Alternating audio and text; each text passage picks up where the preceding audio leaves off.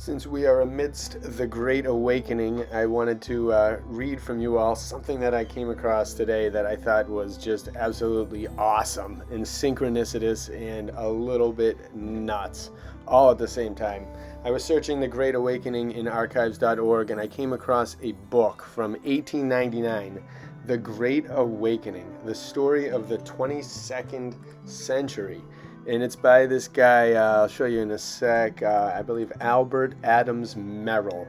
And one of the chapters really caught my eye because it's chapter 5 and it talks about 2021 and how the revolution was going to occur. So this is a little information on the guy. You can check him out in a little bit.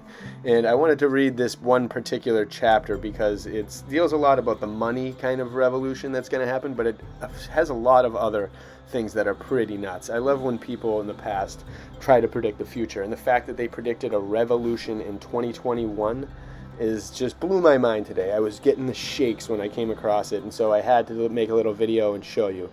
So I'm going to do the text first and then some art afterwards during the reading, so if you want to just screenshot the text and read it on your own, that's fine, or go to the link below. There you go. That's why I do it. But here we go. I'm going to start chapter 5, which treats of the oft-predicted revolution which finally occurred in the year 2021. And this book was written in 1899. Keep that in mind. So here we go. It's very interesting, and you can read the whole book to get a better grip on what's happening in this chapter. But here we go. On the night of the lecture, the professor and I started together for the hall. It was a lovely moonlight night, and the walk down the boulevard was delightful. Nature is the same as it was 200 years ago, Professor, and how lovely it is. Yes, he answered, but do you know that our condition in life affects our appreciation of nature? In your time, how could the masses, who had to toil from morning to night in dark rooms, know anything of nature, its beauties and its charms? When one has worked hard for 10 hours in a day, one is in no condition to think of anything but the pleasure of the moment, and when crowded together in small areas, this invariably led to low morals and filth. You were saying that nature had not changed. That is true, but I think that soon man will change it. There is an invention, I understand, that is to be announced, which will add to the length of the year. Our earth is rushing through the ether at the rate of 1,000 miles a minute, and this invention will put a brake on it, so to speak, with a view to converting the kinetic energy of the earth into electrical energy. The use of this machine will be limited at first in order to ascertain just what happens to the Earth's motion, but of course, if it can be used safely, it will be a great saving, as our supply of electricity will be unlimited, at least for millions of years. When we got to the hall, we found it crowded and had considerable difficulty in getting to our seats. At 8 o'clock, Professor Waters appeared amidst great pleasure. He was a tall man, well proportioned, with a smooth face, high forehead, and dark piercing eyes. His hair was black and very thick. He had an easy but commanding presence. The following was the lecture, as I remember it. Ladies and gentlemen, the subject of which I am treat tonight is the era of regeneration. Although this era covers a number of years, properly speaking, I wish to talk to you only of the few years previous to and following the so-called chaotic era. We are, I think, familiar with the formation and rise of the money republic. That was the subject which I tried to treat very fully in my last 2 lectures. This evening, then, we are mainly concerned with the acts which led up to the tremendous revolution of 2021. There had been in the United States, during the period following the formation of the money republic, a number of men who had watched its enormous progress very carefully. Many of these men had journeyed to the Republic to learn its methods. A great number had gone to become citizens, but many had remained at home and devoted their energies to sowing the seed of revolutionary feelings. At the dawn of the 21st century, the gold standard theory of finance was so strong that in spite of the example of the Republic across the water, that theory still flourished. The governments holding it were under the absolute control of the few who manipulated the currency. Of course, it goes without saying that these men were creditors, since otherwise they would not have been anxious to decrease the volume of money. As this state of affairs is so strange to us, let me give you an illustration of it. There were in circulation in our country during the ancient Civil War in 1862 a lot of notes called legal tenders, and these notes were redeemable in coin, that is, either gold or silver, but in nothing else. Now, by an act of legislation, those notes were made redeemable in gold. It is evident that this act had for its end the draining of the treasury's gold. And why? My friends, for a very simple reason. It was necessary that a certain amount of gold should be kept as a reserve. Now, if the government had kept the right of paying these greenbacks in gold or silver upon their coming in large quantities, they might have been redeemed in silver, thus keeping the gold reserve intact. And this fact of redeeming in silver would have tended to prevent redemption, since, silver being bulky, men would have preferred the paper, and it would have been kept in circulation where it belonged. But the few men behind the legislation did not want the gold reserve kept intact. It was not for their selfish interest that the government should have gold, since, if the reserve dropped, gold would have to be borrowed on bonds, and thus the action of redeeming the greenbacks forced a bond issue. Of course, this issue did not come immediately after the legislation, but the gold men did not care for that. They knew it was only a question of a short time. They were willing to wait because they would be sure to keep the government in debt. In this way, we see that a concerted action on the part of bankers and capitalists, a bond issue, could at any time be forced. For having control of the currency, they could easily drain the treasury of gold. Knowing this, we can understand somewhat the influence gold had in legislation. The financial system had such a hold on the people it hurt that it seemed a hopeless task to teach its errors to the lower classes. There were, however, a number of men who worked faithfully and without reward for the interests of humanity. These men worked on their own lines and did not join with any of the other sets of workers. They realized it was a question of education and were willing to educate slowly. It was not until the last of the 20th century that activity was shown. You, of course, know to whom I am going to refer now. Is it necessary for anyone in this vast audience to be told who it was that carried the era of regeneration to a successful termination? Who it was that, in the midst of scorn and enmity, completed the great work of reformation? Who it was that in the United States Senate, May 4th, 2021, defied the power of the capitalist, and in his speech, which I shall read to you tonight, warned his fellow senators, yes, warned the world of what was to come? If I say there is one so ignorant that he does not know this man, let him look while I show him the statue. Let him listen while I pronounce the name of Thomas H. Blackburn. As Professor Waters uncovered the statue, which stood on a pedestal on the platform, the audience arose as one man to a cheer such as never was heard before. Such enthusiasm and applause showed me the feeling the people had towards this man, and I thought to myself, this is their George Washington.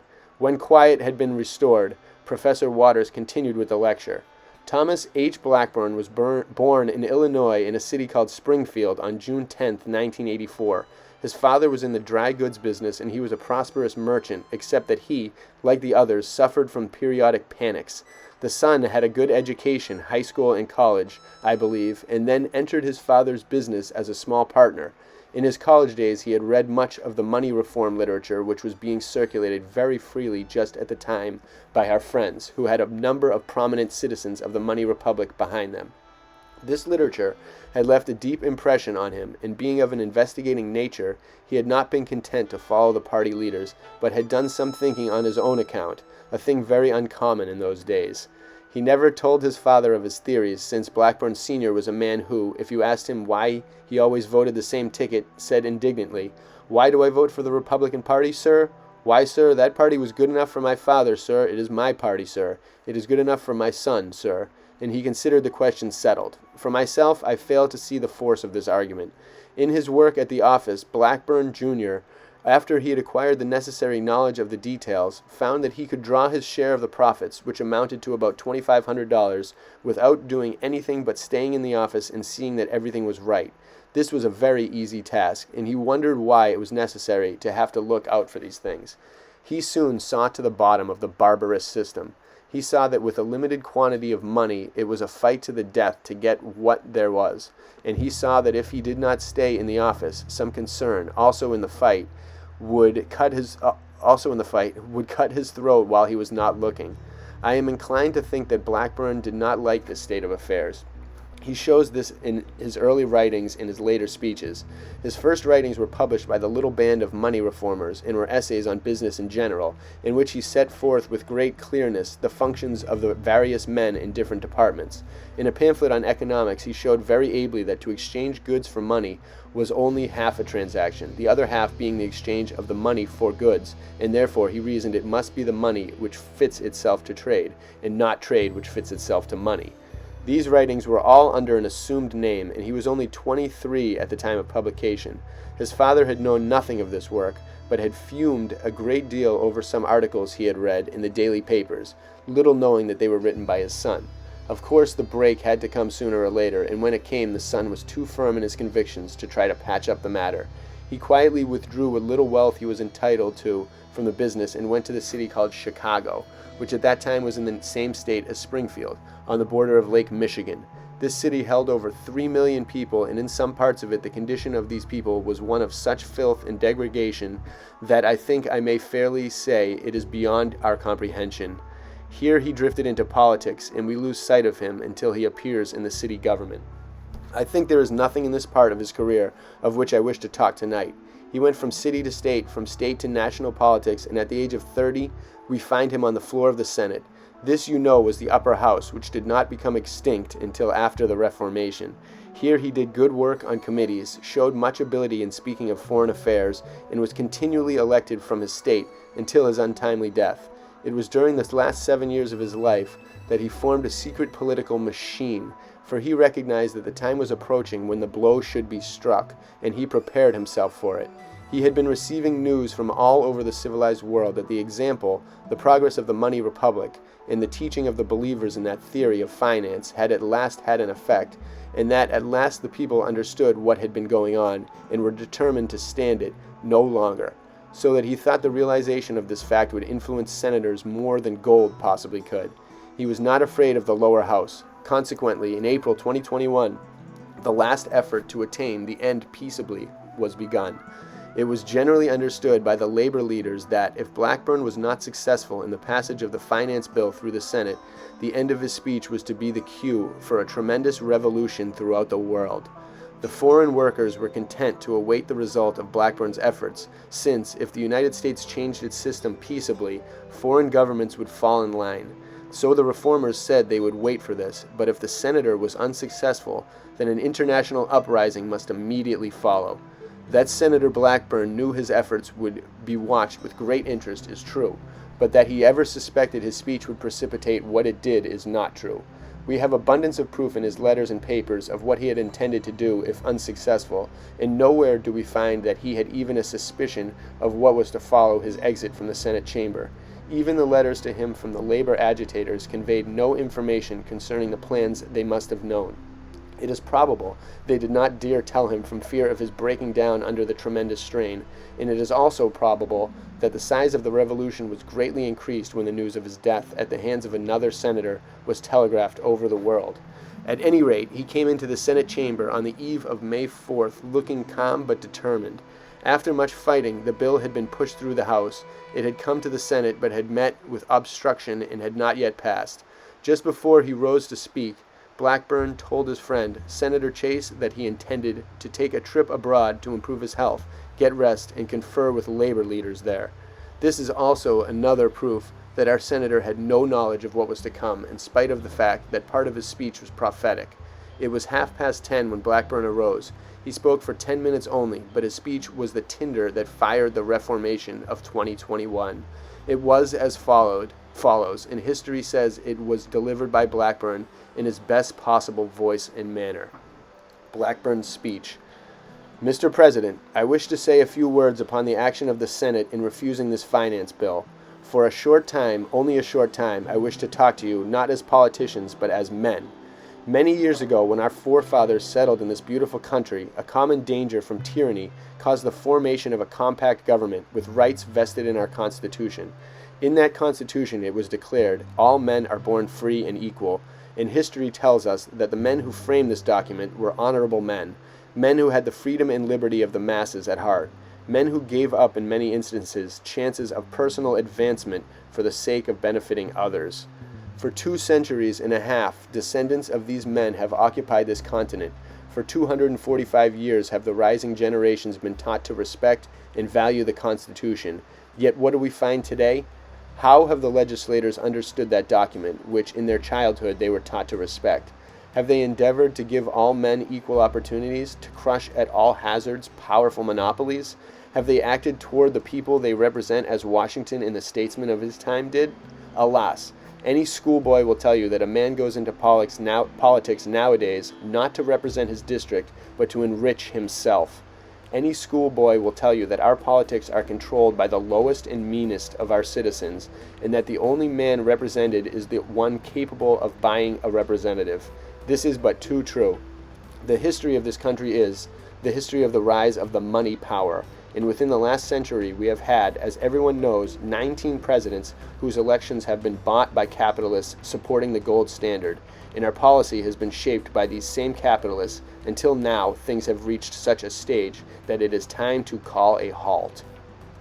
Our whole political system is honeycombed with corruption, and the man who has the largest purse, who is the most unscrupulous, or who controls the most perfect political machine, shapes the policy which governs the welfare of 200 million of souls.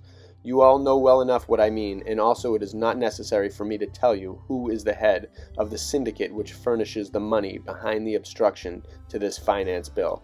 This same thing has been done before, and this same syndicate has feathered its nest several times on bond issues into which it has forced the government, which never could have occurred except under this unjust system of finance.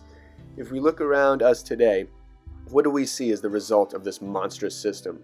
We see gigantic trusts, tremendous monopolies, which wield their power only for the benefit of the few who own them, which control industry and direct it only into those channels which cater to the few, which corrupt legislators with their wealth and cause the degeneration, yes, the decay of the body politic, which utterly ignore those who labor, those who produce, all the wealth from which these same monopolies gain their sustenance. So when discontent shows its head, and the toilers murmur, what is done? A little charity perhaps is given, but no justice. Weak, incapable men, the tools of capitalists, are sent out, and the poor, ignorant people listen to honeyed words about the rights of labor. They are told that civilization must see to it that labor is better rewarded. They are rocked to sleep with fulsome promises of immediate financial legislation in their interest. They are told that the administration is toiling night and day in order that a better system may be inaugurated. This is what they are promised. This is what they are told, and in their ignorance and with almost superhuman patience, they believe and are content to wait. By heaven, how long will this patience last? But what is done? I ask you, gentlemen, what is done? Nothing. At the last election, more than $20 million was spent to bring the present administration into power, to bring into power that party which 3 years ago promised on the stump such wide-reaching and beneficial reforms. And in these 3 years, what has been done? Nothing. How long is this to last? How long is this to last? How long will this administration seek to divert to foreign questions the minds of our people in order that they may be less occupied with this vital problem which is knocking at our doors for admittance, and which, if entrance is refused, will, by the very force of its momentum, overthrow the reigning powers and precipitate us all into a sea of chaos, the like of which the world has never seen? Can this continue forever? Will the people always be patient? How long have we got to stand this tyranny? Fellow senators, I pray you to remember we are all human beings, that the lowest and poorest of us, whom I represent to you tonight, are flesh and blood.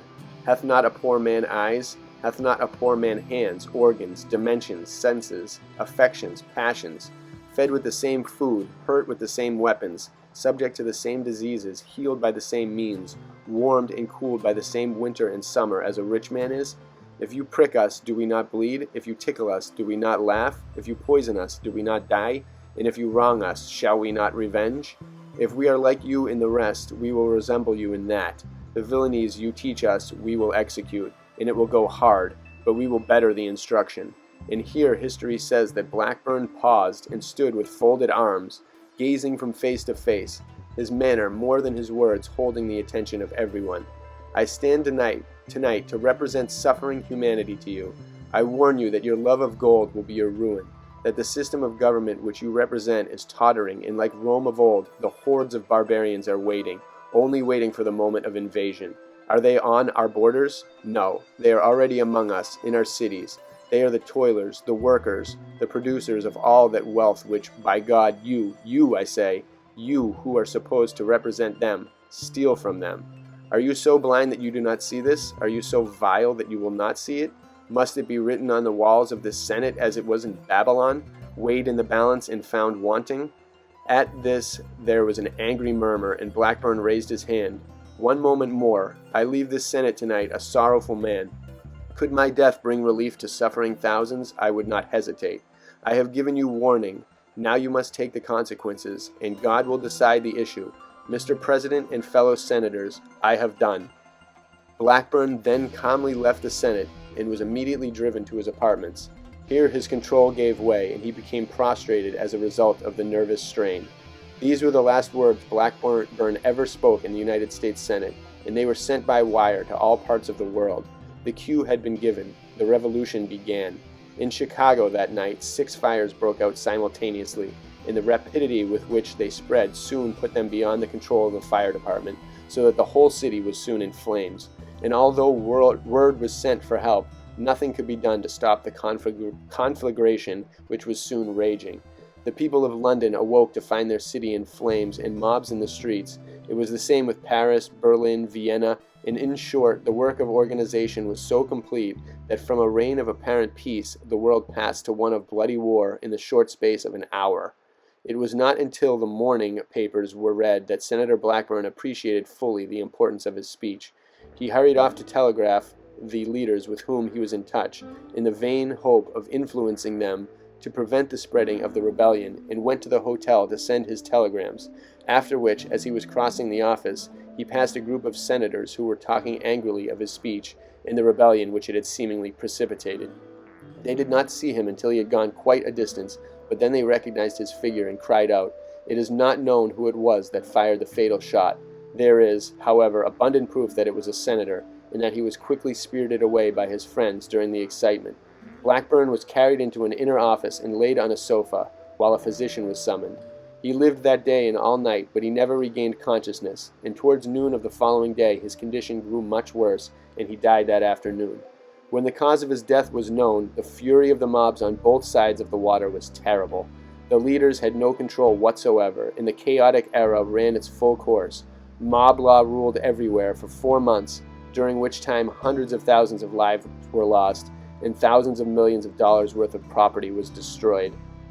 As I shall discuss this chaotic era in a lecture by itself, I shall not stop to say anything except that it was safely passed, and the new governments formed were based practically on that of the money republic.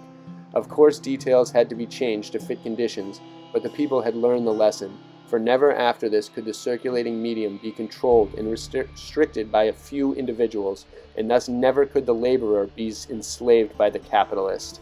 The last part of Professor Waters' lecture I cannot remember with distinctness, for my mind was occupied during the rest of the evening with thinking of what he had already said.